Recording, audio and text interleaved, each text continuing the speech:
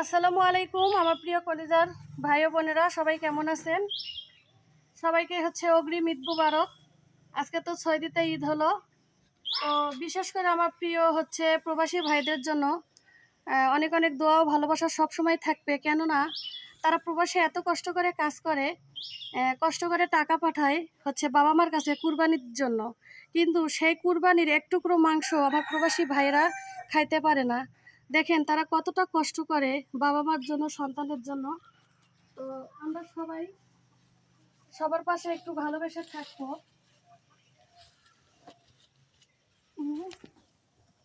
সব ঠিক আছে।